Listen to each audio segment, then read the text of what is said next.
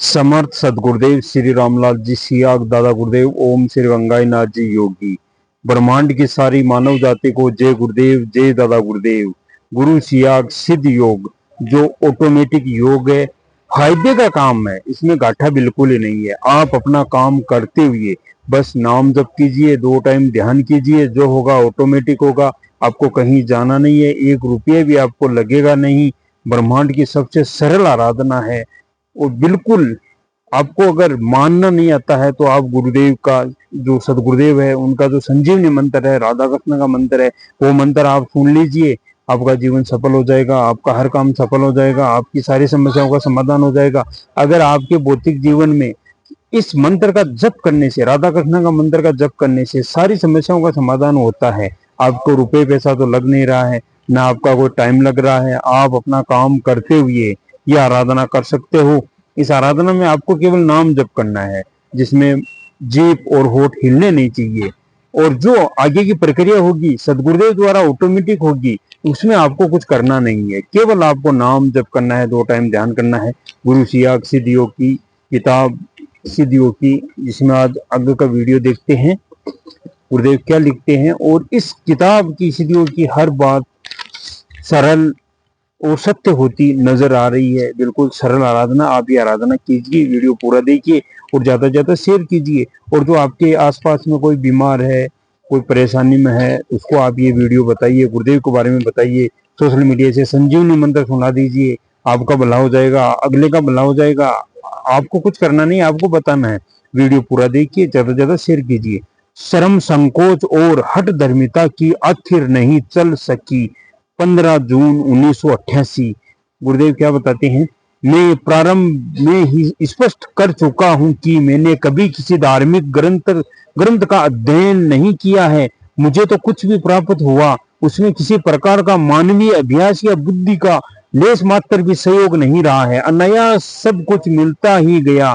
इस युग का मानव अचंबा करता है कि बिना प्रयास और बिना इच्छा के ऐसा कैसे संभव है, परंतु यह एक सच्चाई है। विभिन्न प्रकार की शक्तियां और सिद्धियां आती गई, परंतु मुझे किसी अदृश्य शक्ति ने तनिक भी उनकी तरफ आकर्षित नहीं होने दिया। इसी दौरान त्रिगुणीमय माया ब्रह्मा विष्णु महेश से साक्षात्कार हुआ।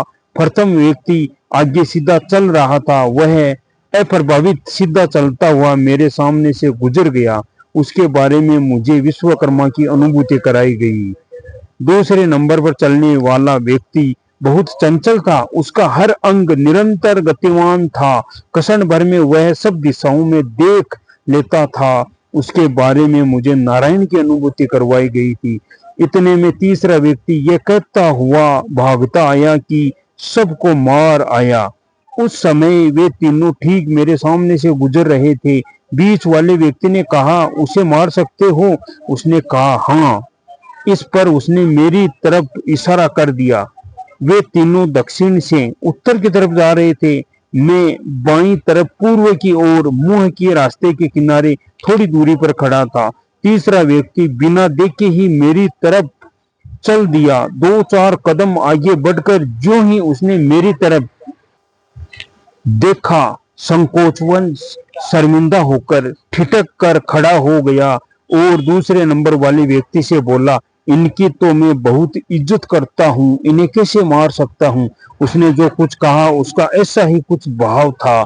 इस पर दूसरे व्यक्ति ने उसे मजाक के रूप में शर्मिंदा किया और तीनों चले गए। इस प्रकार अगम लोक तक की सभी शक्तियों से साक्षात्कार और प्रत्यक्षानुभूतियां निरंतर होती ही चली गई।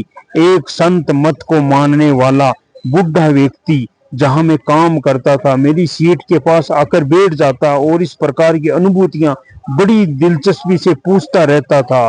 एक बार आराधना के दौरान किसी व्यक्ति ने कह दिया कि गीता का हर श्लोक स्वयं सिद्ध मंत्र है, उसे सिद्ध करने की जरूरत नहीं है, उसका जप तत्काल चमत्कार दिखाता है।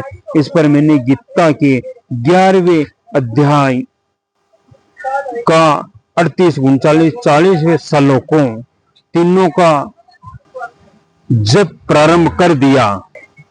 कुछ ही दिनों में एक हष्ट पुष्ट नौजवान मेरे सामने प्रांत 5 बजे, जब मैं अर्ध जागृत अवस्था में आंख बंद किए लेटा हुआ था तो हाथ जोड़कर खड़ा हो गया। मैं उसे जानता नहीं था, इसलिए मुझे इसलिए पूछा, तुम कौन हो? उसने कहा, सोहम। मुझे सुनाई दिया सोहन, क्योंकि मैं समझा इसका नाम सोहन है, अतः अपना नाम बताया है। मैंने कहा, भाई मैं तो तुम्हें नहीं जानता हूँ, क्यों आए हो? उसने कहा, आपने बुलाया है। मैंने उसने कहा, तुम्हें किसी ने गलत कह दिया है, मैं तुम्हें जानता ही नहीं, मेरा तुमसे क्या काम हो सकता है, तुम चले जाओ। इस पर वह चला गया। आगे चलकर मुझे सोहन के बारे में बताया गया तो मैं समझा कि वह कोई सोहन नहीं था। इस संबंध में उस संत मत के बुजुर्ग व्यक्ति से मैंने जब पूरी जानकारी ली तो मुझे बहुत ही आश्चर्य हुआ। मैं गहरे विचार में कई दिन डूब गया। शिव प्राणी मात्र का संहार करता है, फिर मुझको क्यों नहीं मार सकता है? आखिर मैं क्या हूँ, कौन हूँ? एक बार मैं कई दिनों के लिए गांव गया हुआ था। यह विचार उस समय बहुत गहराई तक पहुंच गया। एक दिन मेरा छोटा बेटा यूहन्ना नामक छोटी पुस्तक कहीं से उठा लाया। कोई काम न होने से उसे पढ़ने लग गया। उस ईसाइयों की पुस्तक में बहुत आनंद आया। मैं नहीं समझ सका इसमें ऐसी क्या बात है जो मुझे इतना प्रभावित कर रही है, परंतु मुझे मेरे प्रश्न का उत्तर मिल गया। पुस्तक का वह अंश जो मेरा उत्तर था, उसने नीचे मैंने लाइन खींच दी। मैं इस उत्तर से भारी अचंभे में पड़ गया। शर्म और संकोच के कारण मैंने आज तक इस बात को किसी से नहीं कहा। इसके पहले भी मुझे विदेशी लोगों से संपर्क के दृश्य दिखाए जाते थे और वह क्रम आज भी जारी है। वाशिंगटन यूनिवर्सिटी को लिखा पत्र इसी का कारण है, परंतु उस पत्र में भी मैंने वस्तु स्थिति का वर्णन मात्र करने का प्रयास किया है। संकोच वंश इस संदर्भ में एक शब्द भी नहीं लिखा। यूहन्ना नामक उस छोटी सी पुस्तक का वह अंश जो मेरे प्रश्न का उत्तर था, इस प्रकार है। पिता की ओर से मैं तुम्हारे पास एक सहायक भेजूंगा, सत्य का आत्मा, जिसका उद्गम पिता से है। जब वह सहायक आ जाएगा तब वह मेरे विषय में गवाही देगा और तुम भी मेरे विषय में गवाही दोगे, क्योंकि तुम आरंभ से ही मेरे साथ हो। ये सदगुरुदेव श्री रामलाल जी सियाग सिद्ध योग में जो आपको केवल मंत्र का जप करना है, जो होगा ऑटोमेटिक होगा। आपको केवल मंत्र का जप करना है, विश्वास और समर्पण के साथ आप आराधना कीजिए।